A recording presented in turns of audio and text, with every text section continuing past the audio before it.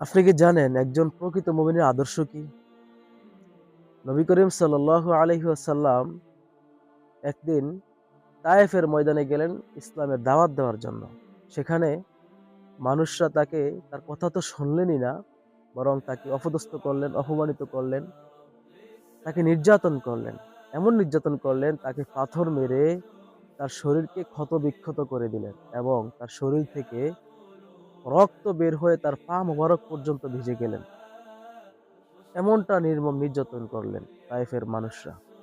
কিন্তু সেদিন এত কষ্টের মধ্যেও নবী করিম সাল্লাল্লাহু আলাইহি সাল্লাম তাদেরকে বদদোয়া করেননি, বরং তাদের জন্য আল্লাহর কাছে দোয়া করেছেন, হে আল্লাহ, এই তায়েফবাসীর পক্ষ থেকে আমি আপনার কাছে দোয়া করছি যে তাদের ভবিষ্যৎ প্রজন্ম যেন ইসলামের খাদেম হতে পারে, ইসলামের জন্য কাজ করতে পারে, তারা যেন ইসলামের উপর হেদায়েত লাভ করতে পারে। আপনি তাদেরকে সেই তৌফিক দান করুন।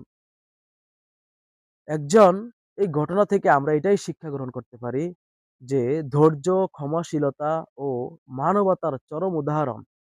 কষ্টের মুহূর্তেও প্রতিশোধ নয়, বরং সহানুভূতি ও কল্যাণ কামনাই একজন প্রকৃত মুমিনের আদর্শ।